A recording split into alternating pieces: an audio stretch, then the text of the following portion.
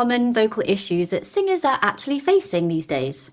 And how can we prevent them without falling into a trap of overthinking every tiny little symptom? Well, coming right up is an engaging and refreshingly honest chat with ENT voice specialist Nick Gibbins, who is here to break down the patterns that he sees in clinic, alongside giving some practical insights on building stamina and working towards injury prevention.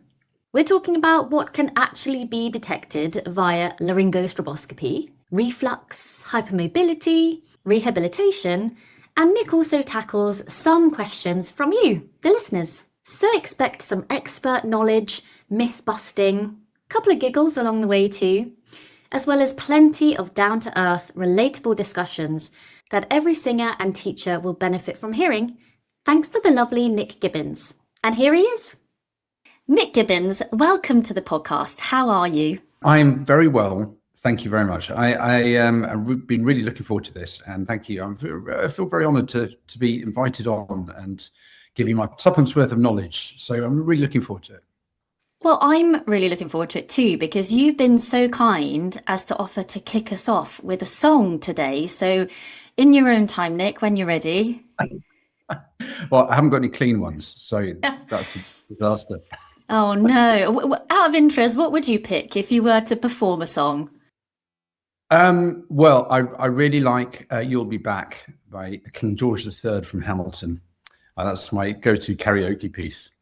Also, yes, some rude ones from the Horn Ensemble, which I don't know if you know them. They're a comedy music group that are on like 8 out of 10 Cats does Countdown and things like that. Those kind of light-hearted things. Great. Thinking back to your earlier years and little Nick Gibbins, what was he like and what did he aspire to be?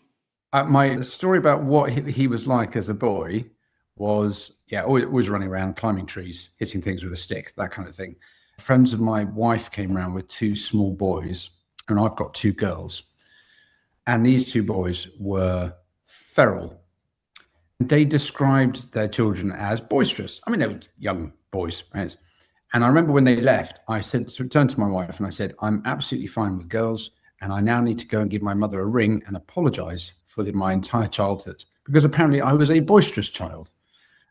Yes, energy levels were quite high, I think, in retrospect. Of course, you're in it, you think it's normal, but I think everyone around me was just, well, if we can just vaguely pen him in and we can keep an eye on him, then you'll probably be safe. But I had lots of trips to A&E with broken this, that, and the other. Yeah, I was very into sport. Still am. I really like my sports. And yeah, that's one side of it, which was, I think my parents were quite pleased at some point as a teenager. I got heavily into sport. So I was spending all my energy on the pitch rather than being a tearaway somewhere, which is great. I'm one of those very rare, lucky people that I thought I wanted to be a doctor when I was about 8. So picking subjects for A-levels was easy. Picking a university was easy. Picking a course was easy. There weren't, discussion was about a 5-minute discussion each time. So that was that, really. I didn't know quite what I wanted to be. I just knew I wanted to be a doctor of some description. And then very quickly, I definitely wanted to be a surgeon. And then as I worked my way up, I actually fell into ENT purely by chance. I was actually wanted to do plastic surgery and was applying for jobs. And I happened to be doing an ENT post at the time, realized it was an awful lot of fun, really good anatomy, really good surgery. And the rest, as they say, is history. It's one step led to another. The voice, again, a little bit of luck. As I was training, my first job as a registrar, which you do a registrar training for about 6 years before you become a consultant, or more if you do fellowships and things. But my first job, the consultant who was doing the voice clinic was off for a bit. And they just said, can you do the voice clinic? I said, yeah, sure. And I did it, really enjoyed it, really liked the collaboration because there were speech therapists and vocal coaching clinic with us. I still work with a vocal coach now, and that was 15, 20 years ago. So it was lovely to have that. And I have a little bit of background. I'm not a singer myself. I can hold a tune, but I'm not a singer. What I really enjoy is going to see singing. I always loved opera as a grown-up. As a child, I was more dragged to opera on a regular basis, but you can't help but learn and immerse and learn by osmosis. So I was involved in that world from a very young age. So the two just sort of slowly came together, and here we are. Can you tell us about who you're working with mostly in your clinic and why you think that those people in particular, or those cohorts of people, end up booking an appointment with you? Well, I have basically four main cohorts of singers. I've got the kids, choristers, musical theatre. They're on the stage with School of Rock, Matilda, things like that. Okay, so they are professional child singers. We don't really see many teenagers. You see them occasionally, but usually, or young teenagers. The next cohort of patients is sort of 18 to 22, that kind of age, almost universally having sung at school or at college and then gone to a musical theatre college or a musical college of some description, and the volume of work has suddenly ramped up. Whereas they were singing 4 or 5 hours a week, they're now singing 2 or 3 hours a day, and they get about a year and a half in, and then they slowly just sort of can't do it anymore, not to the level that they want to do, and then they seek out an opinion. The third cohort is a bit older, usually 30, early 30s, and they've gone through the training and they've built up a lovely career on stage, in a band, wherever. And they're doing really well, and their careers are just sort of taking off, and they're really on the upslope, and they're getting more recognized, and they're getting lots more offers of jobs. And something happens on stage, or they're on tour, and there's an event, and something happens, and then they come and see me. And it's usually because, they've been doing it nonstop and gradually increasing for 10, 15 years. And then they're right on the edge, like professional athletes. You're right on the edge of injury quite a lot of the time. Something happens, and then they come and see me, and we get them sorted out. Fine. The last cohort is much smaller, and usually in their 40s, 50s, or 60s. And it's people who they know what they're doing with their voice. They've been doing this for decades. And often I have a few people who just check in. I'm going to Japan for a month and I'm singing. Let me have a scope. Let me take the recording to Japan in case something happens. And that's just a really professional outlook. I don't often see older, more mature singers with massive problems. It's usually the younger lot who have the issues that we need to sort out that involve surgery or therapy or what have you. So those are the four main groups, really. Amongst those cohorts, when you're performing the scope, are you noticing that there is a pattern amongst them? Or is there a pathology or a particular injury that seems to be more common amongst one of them and not the other? Have you got any insights on that? Yes. I will preface everything I'm about to say by saying, if you're listening to this and you think you fit into this category, don't assume that you are in this category, because a lot of things can give you very similar voice, very similar symptoms. Having said that, we had a look at our data over the last 15 years. It was very interesting. In the child group, in the pediatric group, we're talking 6 to 10-year-olds. We saw the occasional vocal fold cyst, that happens, but we saw lots and lots of reflux, like rampant reflux, that the children had no symptoms from at all, but their throats look like there's lots of stuff going on. And I don't know whether that's because, I still don't know whether that's because there is lots of reflux going on, or because the children just accept the reality with which they're given. That's what their throat has always felt like, and that's normal to them, which is entirely possible. In the teenagers are really interesting. In the younger teenagers, where I said we don't see that many patients, but they're primarily boys, and it's primarily epithelial cysts. And what I mean is those epithelial lesions are just lumps on the edge of the vocal fold, nodules, a pseudocyst, something, a bruise. Getting into the later teenagers, where you start getting into the musical theatre, it switches many more females to males, and we're seeing lots of muscle tension, and we're seeing some more intracaudal stuff. So stuff that probably has been there from birth. It's just that's the way their voice sounds. But with the ramping up of the amount they're singing, it starts causing a problem. And it might be it causes a problem because that cyst pops and causes some scarring and some stiffness. It might be because to get around that cyst, they're having to employ lots and lots of muscle tension, and they end up like this, and they just get stuck, and their range goes gradually narrower and narrower, and then it gets stuck. So they come to us. But it's really interesting that, young teenagers, boys, older teenagers, girls, I mean, it was 80-20 either way, and just within a few years. So that was quite interesting. The older, let's call them the 30s in the singers, a large number of muscle tension issues. If we subdivide them, there are the group that going, I've just been struggling, gradually struggling for a while, a year, 18 months, and now I'm just can't quite hit those. I've lost 2 or 3 semitones off the top. I can hit those top notes for 10 minutes and then they all fade away. I've got to catch through my passaggio, something like that. And the vast majority of them are going to be some sort of muscle tension issue that's gradually built up. I call it just gradual vocal overload. They never quite reset, and it just gradually gets tighter and tighter. The other subset is I've been on tour, everything was fine, then something happens. You can have a bleed, literally a pulled muscle. You palpate the front of the neck and there's tenderness there, and they just have to rest it.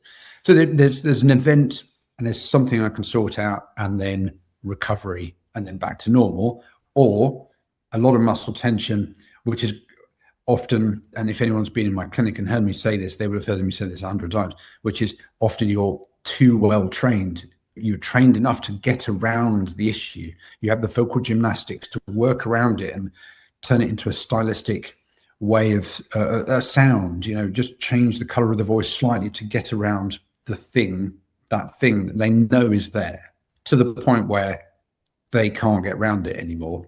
And then they end up in my clinic. So then we need to sort them out.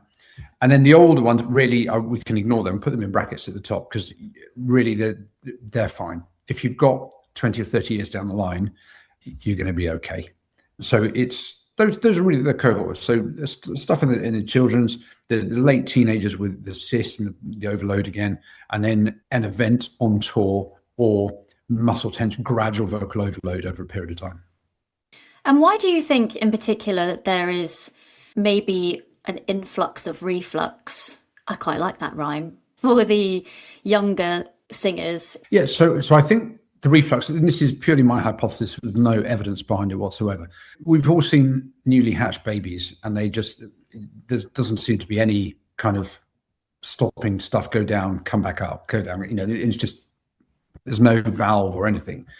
As we grow, those muscles develop. The bottom of the esophagus does a 90-degree turn to go into the stomach through the diaphragm. And I think the muscles around the diaphragm gradually get firmer and tighter as you grow. And I think that doesn't pinch it off, but it gradually just tightens it up a little bit. And that stops you having the reflux. But I think probably, maybe it's 50-50, it's physiological reflux. That's just the amount of reflux we all had when we were 8 years old. Maybe. I don't know, is the honest answer. And maybe that's the reason why the children at that age don't notice anything. I mean, some do. Some say, yes, I've got a painful throat. Yes, I can feel it in my tummy and I get gas. And that's fine. That's clear. The others, maybe it's just physiological. I'm wary of tarring everyone with reflux brush, because it is the thing that everyone thinks about in ENT as well as singing, right? So you've got clear gastric or esophageal symptoms. I've got bloating, I've got churning in the stomach, I've got heartburn. That's obvious buckets of acid coming up into your esophagus and your chest. Fine. You need some pills, and we need to try and sort that out, and there's a pathway. Then there's the stuff that happens in the throat, without stuff going on in the esophagus or the stomach. And that's much more contentious. There was a very clear trial that came out of Newcastle a couple of years ago, maybe a bit longer, about the use of PPIs, omeprazole, lansoprazole, that family of drugs, with LPR, laryngopharyngeal reflux, without esophageal or gastric symptoms. It makes not a blind bit of difference. And yet still people are going on them, and still people are getting given them. And this is on the background of everyone refluxes 5% of the time. And we're designed to take a bit of reflux. That's because we have lots of redundancy in the human body. It's an imperfect thing. We're going to get a bit of reflux. Fine. Who cares, as long as it's not causing any problems? If you've got persistent throat symptoms, and I look down and go, well, it does look a bit irritated, and the timing of your symptoms fits, then I'm going to give you some lifestyle measures to follow. And I'm sure that every single listening to this podcast will know them. It's eat early at night, make sure you go to bed with an empty stomach, plenty of water, steaming. Everyone steams, lovely. Nothing in the water, just water, by the way. And then Gaviscon.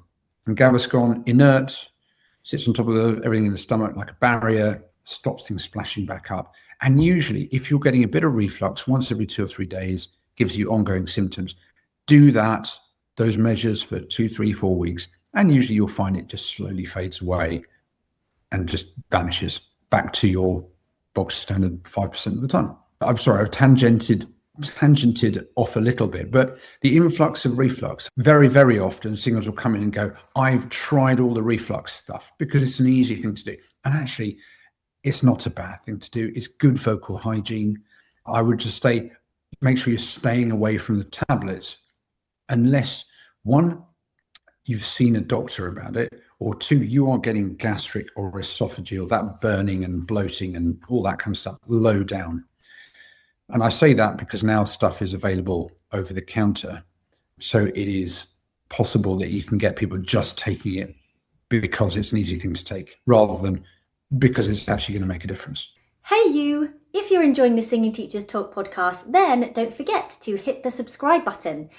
We are committed to bringing you engaging conversations and valuable insights from experts across the field of voice. By subscribing, it means we can continue to do that. You'll never miss an episode, and you'll be helping to spread the word to other singing teachers, vocal coaches, and overall voice nerds. So subscribe to this channel now and just watch your teaching grow. So for those singers who are in that later cohort where they're maybe going on to a training program and things are ramped up a little bit, it might be that those singers haven't done as much singing before. They come from a dance background mainly, and they've started singing just very recently, or vice versa. How can teachers like us and the institutions themselves help prepare for this increase of vocal load and this required stamina, do you think? Yeah, it's a really good question. I am not a singing teacher, but what I do have a bit of background in is a bit of sports science and ENT. My strong view, and there are books out there that I believe strongly that the singer is the vocal athlete. Of course, there is enormous artistry. We're talking about the color and the emotion and so on and so forth. And that's great. But put that to one side. And what have you actually got? You've got muscles and ligaments and tendons. You've got breath support. You've got a physiological system that needs to work fine-tuned and needs to work really well. To do that, it's exactly the same as an athlete, which is you don't just run if you're a runner. You do weights, you do stretching, you're doing lots of other stuff. And it's the same. I really believe that should be the same as singing. You should have almost the vocal equivalent of cross-training, whatever that is. I don't know what that is, but having the base of the pyramid as a really strong base. So you have all those ligaments and muscles are strong in every direction. So you can then adapt to whatever it is you're going to be asked to do. And I think that's vital especially in the musical theatre, because you're asked to do enormous amounts of singing, and you're going to be dancing and probably acting and projecting spoken word as well. And on top of that, you need to have the stamina and durability with all those little muscles to be able to know what you're doing, to reset, to go back to and start it all again tomorrow and do 8 shows a week.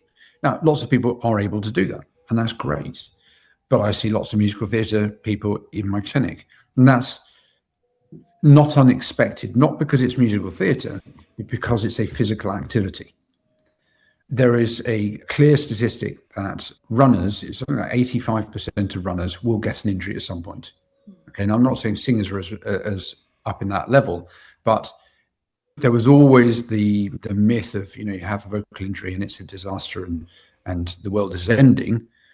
Whereas actually, I think the generations coming through are realizing that it's a physical activity. And if I get injured, I'm going to get it sorted out and then I'll come back and it'll be great. So it's not to be expected, but if it happens, it shouldn't be, this is incredibly rare. It's not. Lots and lots of people get some sort of vocal injury, and there's a wide range, as we briefly mentioned before. So yeah, I think preparing in the same way that you don't train for a marathon by doing a few 5K runs and then going to run a marathon, you need to build it up. So there needs to be a build up, that bottom rung of the pyramid, of all over vocal stamina before you launch into it. So I'd be a strong advocate, and schools do this for sports, and I think schools and musical theatre colleges should do this for singing as well, which is before the rugby season starts in September, everyone who's going to be trying out for the rugby team gets sent a training scheme for the 3 months beforehand. And they slowly build up for 3 months. And so they are not match fit, but they are fit and they're strong. They've done all the right exercises so that they can start and not get injured.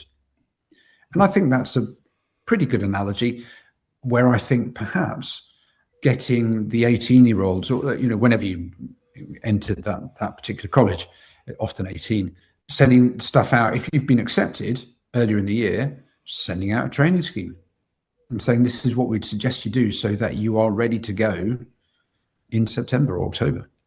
That would be my suggestion. But I'm not a singing teacher, you can throw it all out the window if you want. I guess then there's a question of who monitors the way they're doing it. What if they're training it in a way that's inefficient?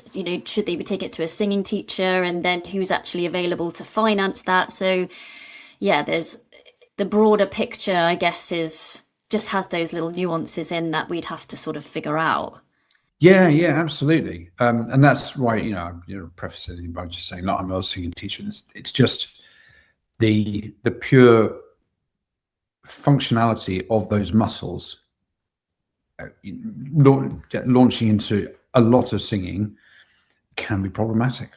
Maybe there's something alongside it of some videos or something that would accompany the PDF or whatever of the description. I mean, how many people go onto YouTube and do a couple of exercises there? I mean, some videos are really great and others may not be as useful, but if there was somebody within that expertise who could do those accompanying videos, then that might be... You can imagine that, a musical theatre college getting their teachers to do a string of videos and putting it on their YouTube channel, and then saying, look, here are the links to the videos. This is what we suggest. We'll see you in September. But you're absolutely right. You don't want them to turn up having done 3 months of work that's rubbish and then having to unpick it all from day one. So what do you do? But the point of all that was, I think the primary issue I see is that big step up in volume. So if the pre-training is not, it's going to cause too many problems, which you're absolutely right. You can see it might cause problems. Then phasing them in terms of the sheer amount they're doing on a day-to-day basis over a period of weeks would be sensible. But then, you're then cutting into how much term time, and so, yeah, I'm not sure what the exact answer is, but some sort of graduated increase in the amount of physical activity they're doing, I think would be really, really sensible. In your opinion, is any voice capable of doing 8 shows a week or going on tour and doing these big shows? Or is there anything sort of anatomically or structurally that you've seen that may suggest a singer's physiological max in terms of weekly voice use or general voice use that it can actually cope with? Oh, good question. In answer to your first question, can people do it? Yes. They've been doing it for years and they will continue to do so. Yes. Can people run into trouble? Also, yes. Can I tell by looking at someone's larynx, someone from the front, or looking endoscopically and looking at someone's larynx? No. No chance at all. I can't tell you when I look at larynx whether that's a soprano, a mezzo, a tenor. You cannot tell. It's impossible. You can't tell by looking at larynx if they can sing or if they're going to be a good singer. And therefore, extrapolating from that, you definitely can't tell whether, if they are a singer, whether they can do 8 shows a week by looking at the anatomy. So, in fact, one of my colleagues, Declan Costello, who I'm sure a lot of your listeners will know, who's a very good singer himself and a laryngologist, he was asked by the BBC, you may remember a program about, can we turn essentially a muggle into a professional something, professional MC, a professional artist, a professional chef, and enter a competition and see if they can win a competition in about 8 weeks. And he was asked, can we do that? Can you look at people's larynxes and then tell us who's going to be a good singer? And he just went, no, you can't. And they never ran with that program for that reason, because there was no way of looking at any of the anatomy and saying, you can do this. I wish there was, because then, you really could pick people out of a lineup, couldn't you? But there isn't. Yeah, auditions will be different. Yeah. Get your larynx out. Scope first, then audition. Well, it's interesting, in Germany, anyone entering musical theatre, they all have to have a scope before they start, don't they? That would be a really ideal world, yeah. But different country, different rules. Want to do it for free? That would take all the time, wouldn't it? Yes, it would. No more skiing for you. Oh, no, definitely not. Can you tell then by looking at a larynx if there are other things going on? Like, can you see something like hypermobility during a scope? I hesitate, because yes and no. You can definitely see lots of things in the larynx. Infections, I have a whole catalogue of excellent photos of horrible looking larynxes with diseases of this, that, and the other. And it's interesting that I've seen quite a few very good musical theatre singers, up on stage in the West End, great, leading singers. And it's quite difficult to describe, but the overall tone of everything in the larynx just looks good. It's not specific. I can't say, oh, it's because this is slightly wider and this is in a position like that. No, it's just, you see someone walking down the street and you just go, they're an athlete. They are. They've got the shape. The legs look a certain way. They just look good. They look like they've done a lot of athletics or whatever. And I can say that about the larynx, because I do see larynxes and go, it just looks spot on. Everything looks smooth. The control is fantastic. But I cannot put my finger, no one can, you cannot put my finger on why it looks good. It just does. I mean, it's not very helpful. And I can't tell whose larynx is going to look like that. But when they do come in, you just go, oh, that's a good looking larynx. But then, there are lots of things in the vocal fold. So I can see systemic conditions that can affect the vocal fold. So you see bits and pieces. We'll leave that to one side, because that's more sort of very medical things. Hypermobility, big thing, and I think increasingly recognized. Hypermobility, big spectrum, huge umbrella of, you've got extreme end of Ehlers-Danlos syndrome, where they're in real trouble and they've got lots of connective tissue problems with eyes and blood vessels and all sorts of stuff. Then you've got, sorry, I was thinking more of Marfan's, but Ehlers-Danlos has similar kind of overlap. Then you've got the other end where you're a bit flexible. We do think We don't have the exact data because what you need is a massive epidemiological study, which we just which we haven't done, and we don't have the ability to do. Is there a higher rate of hypermobility in musical theatre than in the normal population? And my gut is to say yes. And the reason I hypothesize that it is yes is for two reasons. One, if you're quite supple and a little bit hypermobile at that end, right, you're going to be much more flexible, and probably a lot of dancers have a touch of something, all right? Also, the maneuverability and the mobility of the joint around the larynx, the same. So you have a much more mobile and much more ability, a greater ability to physically move the larynx and move the vocal folds. And I think that leads to people who are naturally good at singing and naturally good at dancing and flexible. Probably. There's probably certainly a cohort of those people who have just always been really good singers who have a touch of the hypermobility, okay? Not enough for it to be detrimental, but to maybe, people are just naturally inclined to that because they find it naturally easy.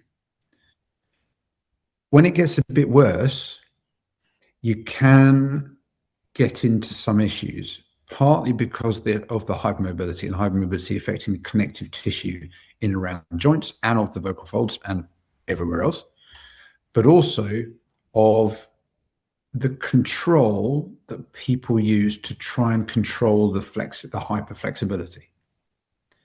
So we see a lot of tension issues when you've got a lot of flexibility in a joint, wherever it is, larynx, anywhere else, and everything gets really tight around it because it's just trying to hold it in place.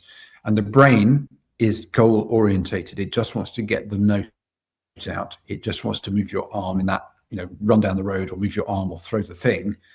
And if you're going to throw the thing and your arm's going to come out of its joint, it's going to tighten everything up to hold it in place. It's a really simplistic view, but that's what we've got. We've got actual problems with the hypermobility causing a lack of control because things are not being able to, on the normal level of neurological control you need is not enough to keep everything in line. And then you've got, going out the other side, enormous amounts of tightness and tension around that joint, trying to hold everything in place and control it. And as singers and dancers, they you've got to have the control to come in on that pitch, to do that glissando, to do that movement, probably do all those three things at the same time. So can I see that in the larynx? Yes. I can't see it because it's not, there's a lump, therefore it's hypermobile. It's a pattern of what I'm seeing when the singer does certain things, and we run them through their paces in clinic, and you see how things are moving, and you go, and often the question later in the consultation comes, any issues with your joints, any issues with the tummy, a bit hypermobile? And oh yeah, a bit hypermobile. Yeah, thought so because of what we've seen in the larynx, but not specifically because there is a thing where I've gone, you've got that, therefore you're hypermobile. Do you see what I mean? And I guess it's good also to remind ourselves that there might be singers who consider themselves to not to be particularly flexible, but actually can still have hypermobility. That is absolutely true.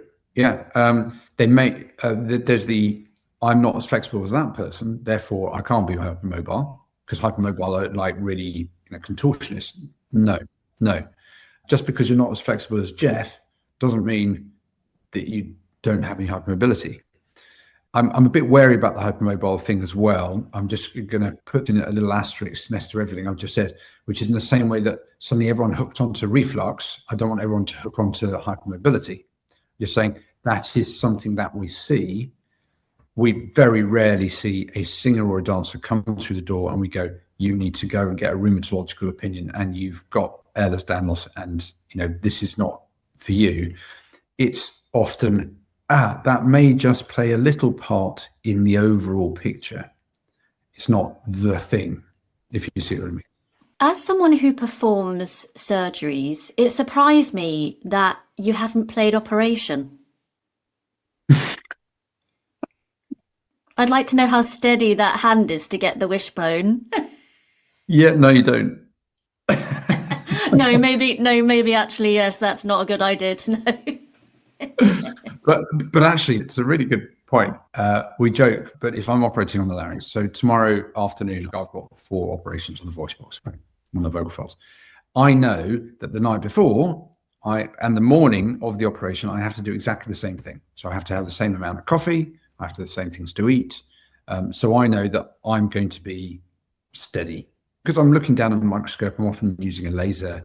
I'm using fine instruments which are yay long, and any little shake here is going to magnify down the vocal folds. So at the end of the scope, at the level of the vocal folds. So I am always really careful about how much coffee I have. Not too much, not too little. What I eat, no alcohol the night before, that kind of thing. Whereas that may not be the same when I'm playing operation. I'm there for the drink. Yeah, you've had a few bevies and you're buzzing all over the place. Like, who gave this guy a pair of scissors or whatever you use? Everyone just looking horrified at me. Yeah. Don't judge me. Have you got something that you would be squeamish about? And maybe not with voice, hopefully, but is there something in terms of the body that you'd be like, I could not touch that? One thing I really couldn't do is put a suture in an eye. Yeah. Ugh. But I've done, without being too graphic, I've assisted in big head and neck cancer operations where you've taken the eye out, had to just take big bits out and taken the eye out, and I'm perfectly fine with that. But actually, the idea of like sticking a needle or the eyeball. Maybe it's because I'm short-sighted. I've had laser surgery myself. That was fine. But the idea of me doing that to someone else, that gives me the heebie-jeebies. When it comes to surgeries, what is the best advice for the recovery stage? Are we talking complete rest? What's your opinion on that? How do we get to the next stage after a surgical intervention? Yeah, really good question. And again, there's lots of debate out there. It used to be any surgery is like 2 weeks of absolute voice rest, some people a month, it's crazy. There is very little evidence at all about what's good and what's not good. What I'm going to tell you is purely my opinion, and therefore obviously is completely right. Oh, obviously, yeah. But I'll explain why I do this, and then hopefully it'll make sense. And it seems to make sense, and it seems to work.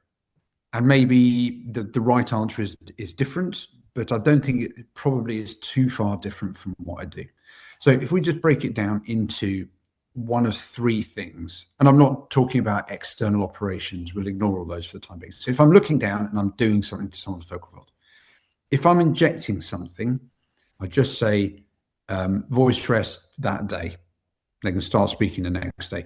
Realistically, it's actually voice rest for about 3 or 4 hours. And the premise behind that is there is a hole where the needle's got in, and that hole needs to heal over, and it takes about 3 or 4 hours. Plates come in, it's not very big, it's like a blood test. There you go. So just because if I say voice rest for 3 or 4 hours, people get it wrong. So I just say voice rest that day, start speaking tomorrow. Nice and easy. And that's anything. That would be fat or steroid or platelet-rich plasma or whatever. There's loads of stuff. Doesn't really matter. One day. If there is something on the surface of the vocal fold, a nodule, a pseudocyst, a polyp, hemorrhagic polyp or something, okay? It's not involving the body of the vocal fold. It's literally arising from the surface. I take it off, and my aim as a surgeon is to literally just take the epithelium off and leave all the superficial laminar propria, the jelly-like substance that allows the vocal fold to vibrate, and everything deeper to that, completely alone. So they've basically got a graze on the surface of their vocal fold. Now, I say 3 days voice rest, complete voice rest. I normally operate on a Friday morning. I just say have a quiet weekend, start speaking on Monday. The reason I do that is there are some canine studies where they've taken the epithelium off and then they've looked at multiple days afterwards. And it's about 3 days, it's completely re-epithelialized. So I go, all right, great. 3 days, it's pretty much re-epithelialized. And then there's the balance between leaving it well alone, no speaking at all. And then what happens is the healing carries on and you start forming scar, which then gets stiffer, versus let's start mobilizing that so that as the scar inevitably forms, it forms in the way that we want it to form with the speech therapy exercises and the exercises that person's going to do. So that's 3 days voice rest for an epithelial lesion. An intracaudal lesion, so you've got an epidermoid cyst, so inside the vocal fold, or a scar or a pit or a whatever, it doesn't really matter, where I'm having to make an incision on the top of the vocal fold, open up the trapdoor, take the thing out, and then replace the space that I've created with something, with some gel or something, and then put the flap back down again. I used to say 3 days for that as well, but I had a few patients who said they tried speaking and it just wasn't right, and they left it for 5 days, which seemed more comfortable, and then they started the exercises. So now I say intracaudal stuff 5 days, and that fairly universally from the patients seems about right. Some people delay it for a week. I just say whatever happens, you can't go beyond a week without starting to use your voice, even if it sounds terrible. I always warn people, I say there's always a J-shaped recovery where the first time you speak, it's going to be all over the place. You're going to panic. You're going to say something's horrible is wrong. It's not. Everyone's voice always gets a little bit worse. Then it gets better. And usually after about 2 weeks for epithelial, 3 weeks for intracaudal lesions, you're about where you were before the operation. And then we're off to recovery. Hello, and thank you so much for listening to the Singing Teachers Talk podcast. I hope you learn as much as I do every time you listen to an episode. To make sure that you don't miss out on any future episodes, make sure you subscribe, and it would be wonderful if we could get a review from you to make sure that we can keep this podcast going. My name is Lynn Hilton, and I'm the founder and one of the trainers here at Bass Training. And our goal is to help singing teachers and singers become singing teachers in a way that we didn't have when we first set out. So if you're interested in doing some training or learning more about what it means to become a singing teacher, why not book a call with me and I can talk you through our various trainings and opportunities that we have here at Bass Training. In the meantime, we have free resources for you, so head down to the description and you'll find a link where you can download our free guide to how to assess the singer's voice. I look forward to seeing you somewhere in the Bass community. Time to get back to the podcast. We had a couple of questions come in for you, and one is to do with this rehabilitative process. And this came from our Facebook group. And the question was with interest in hearing your thoughts about the validity of singing teachers in voice recovery, as there seems to be noise from certain corners devaluing the work that singing teachers do to help rehabilitation. So, yeah, what are your thoughts on that?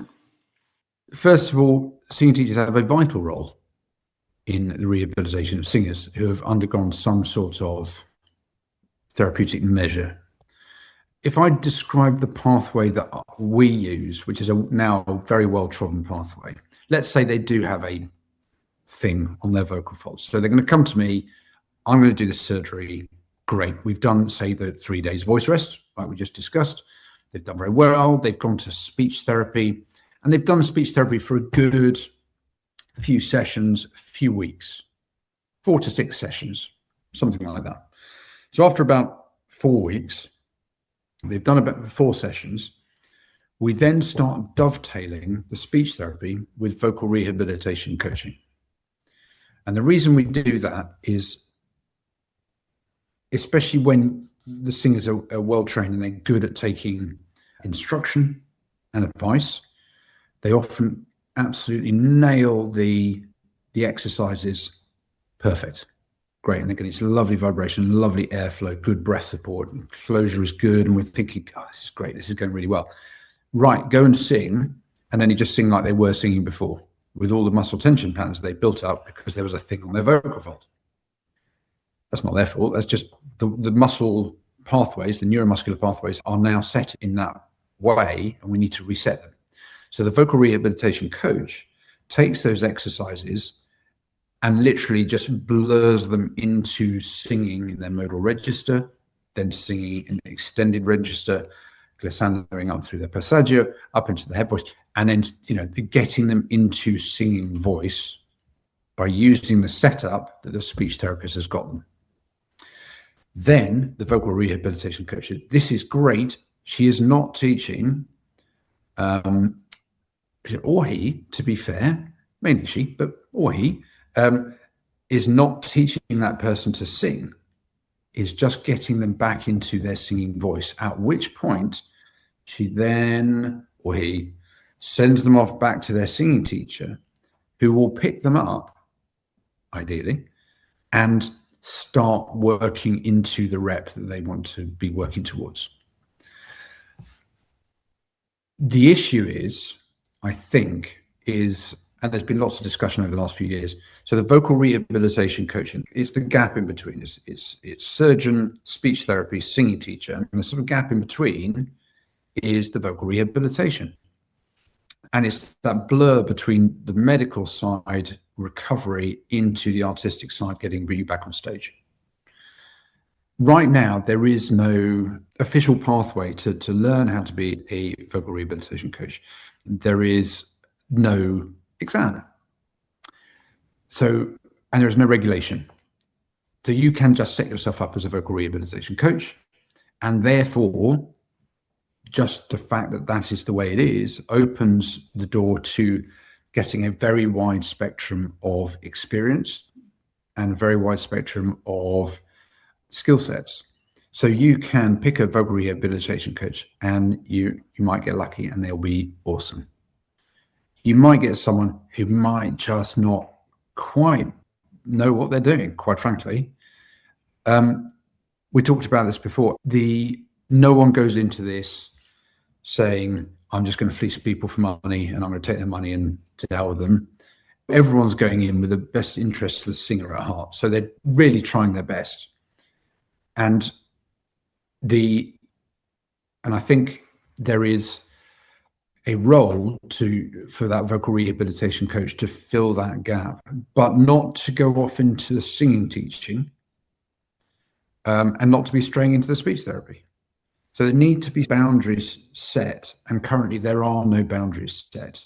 And that's probably where some of the discourse and some of the back and forth comes in, is because you imagine a singing teacher saying, well, hang on a second, you're teaching them their rep. Why haven't you handed them back to me? That's my job. And you can see that happening. So I think, in answer to your question, I've gone sort of full circle. In answer to your question, do singing teachers have a role to play in rehabilitation? Absolutely, they're essential. Because otherwise you get to the end of vocal rehabilitation coaching and then you just cast off into the wind, and good luck to you. No, you need that stability. And we often say to people before we sign them off, saying it's so important to touch base with your singing teacher on a regular basis, even if it's once every 2 or 3 months, just to keep ticking over and ticking over and ticking over. So you know that your technique is on point. When you're left to your own devices, you think you're on point, but you're not. You're slowly drifting off, or you can be. But I think that pathway from speech therapy to vocal rehab coach to singing teacher is a really important one, and that flow is both ways. So I get referred patients all the time from singing teachers going, something's not quite right. I've tried a load of things, all very sensible things. It's still not quite right. Let's just make sure your vocal folds are all right. Send them to me, and I'll scope, and then we can go from there. So I can either carry on with the confidence I know that the vocal folds are fine, and I can keep doing my singing teaching, or, oh no, there is something, that's fine, we'll deal, and then we'll go through that pathway and we'll get you back to your singing teacher at the end of the pathway. So I hope that answers your question. There is not controversy, but there is, I think, because of the lack of regulation, there is a blurring of edges of what people do, and then people can easily overstep accidentally, I think. We had another question that came in, which says, I'm a singer and a singing teacher, and I have a problem that I can only explain as an ache in the throat with a graze feeling at the vocal fold level. So in part of that, it's the question of, can we actually feel our vocal cords to start with? I'm pausing because it's actually a very difficult question.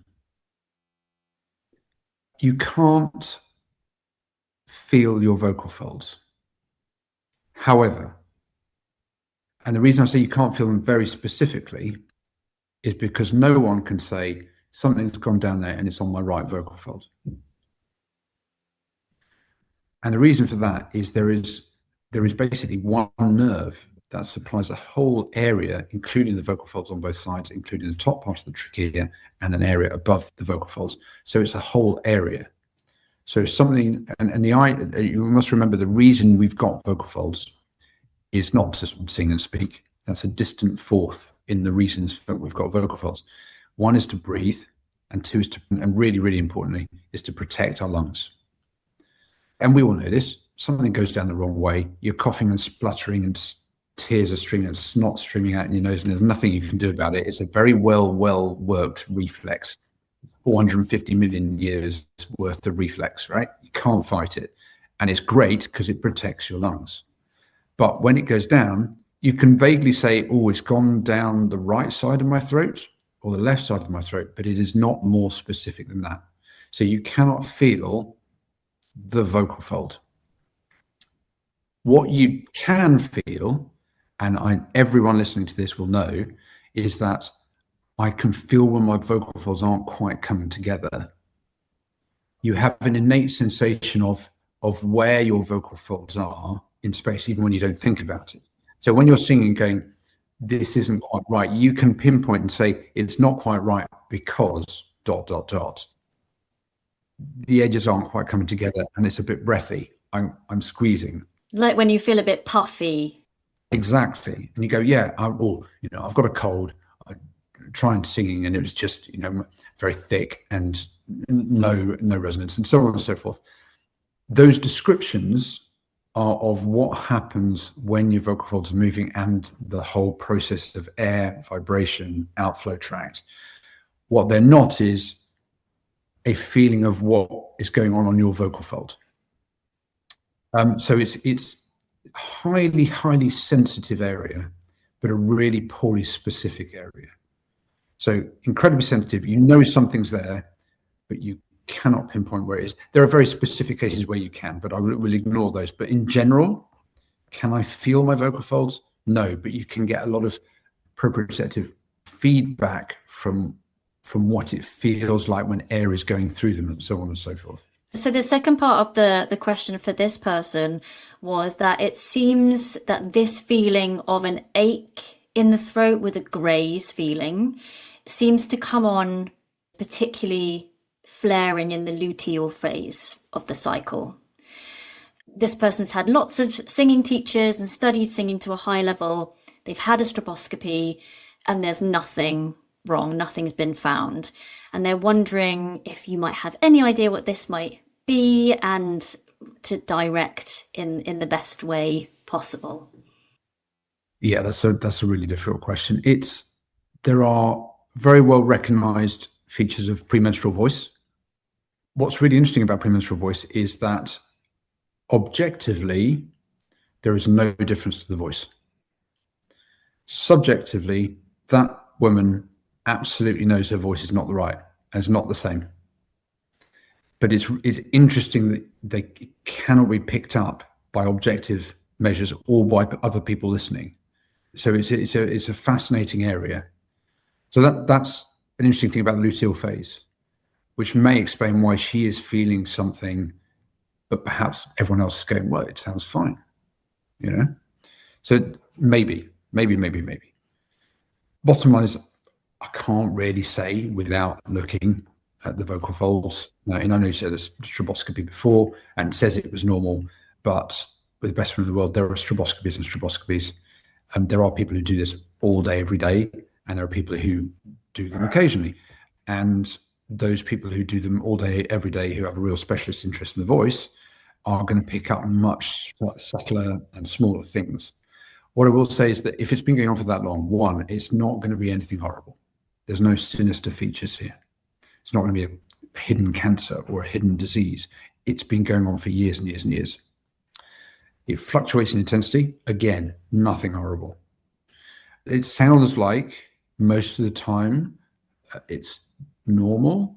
I may have got that wrong, but if you know, a good percentage of the time the voice is actually normal, that's great. That means there is normality there. Okay, so whatever it is that's knocking her off normality, we should be able to get back to it if you can find the source of what's knocking her off center. But that's about the limit of what I'm going to be able to say without seeing her in person, taking full history, doing the full exam, the usual thing. So good luck to your contributor and your listener. I hope she finds the right place. Yeah, absolutely. And I can imagine that you get that a little bit with people maybe saying to you, "Oh, I've got this feeling. What is it?" I know that if I had a doctor ENT in the family, I'd be like, "Oh, what's this thing I'm feeling?" Yeah, I mean, to be honest, I don't mind that so much. It's when they say I've got this thing on my toe. What's this rash? I don't know. Oh, Nick, it's been so lovely chatting with you. Thank you so much for your time. I just have one last question to ask you, because some of these Of course. things that we've kind of picked up on today has been about not getting fixated on certain things like reflux. Whenever we've talked about maybe some symptoms, it's not getting too head up about certain things. Where do you think this potential preoccupation and real worry and fixation on vocal health has come from? And what can we do to make sure it doesn't escalate further while still keeping good vocal hygiene in place? Another tricky question. You've wheeled out all the good questions tonight, haven't you? That's great. Great, or are you secretly cursing me inside? No, Yes, you could possibly say. I couldn't possibly say. No, it's easy to say, don't get fixated on this. It's much harder to do it. People, especially younger people, get fixated on the vocal health because that's what they really, really want to do. And they will do anything to make sure that they go to the next step, they go to the next level, they finish the end of year, they get their showcases right, whatever it is. And part of that, a lot of it is technique and practice, and it's all the boring stuff, which is practice. But they look for any angle. If I've got a bit of reflux and I sort that out, maybe I'll be better.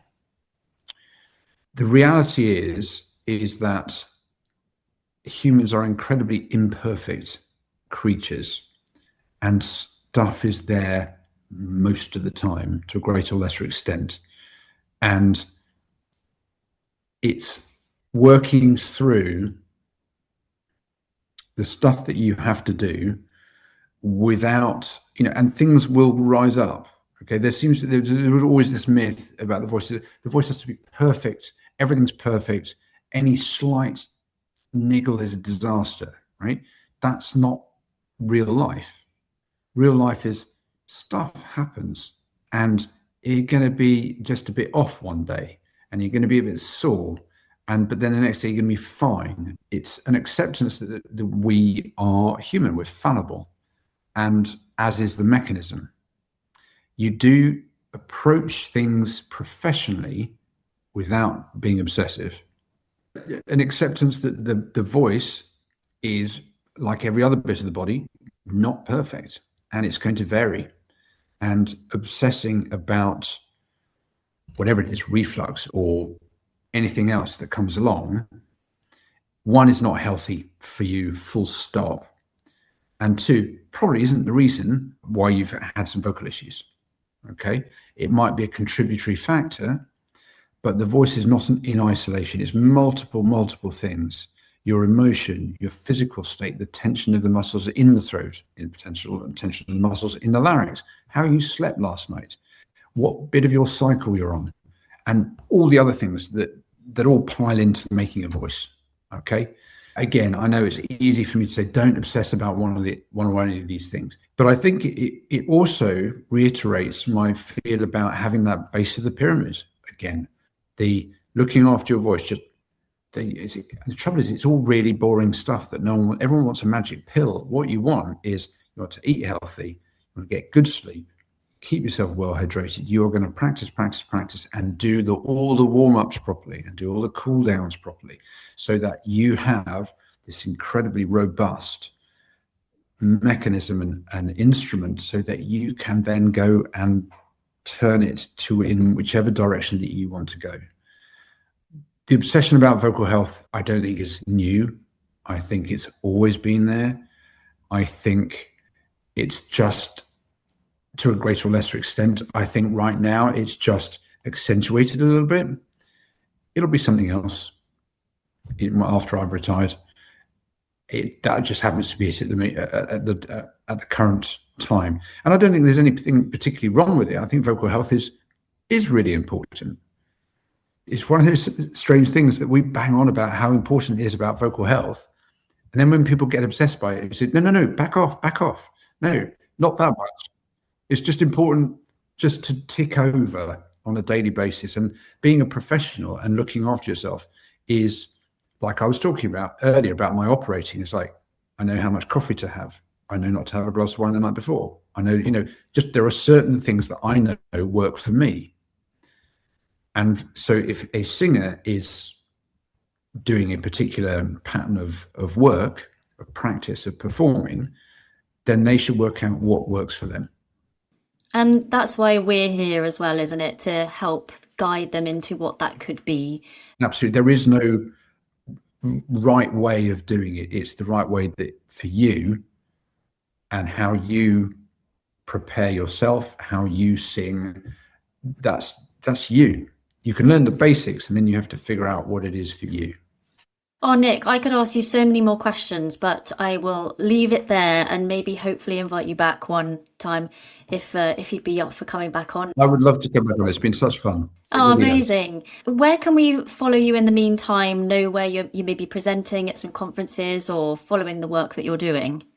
Yeah, I'm currently president of the British Laryngological Association. So go onto the BLA website, and we have various bits and pieces there. Personally, I'm speaking at it's an international European conference, CEORL HNS, nice and short, snappy title, in Gothenburg next week.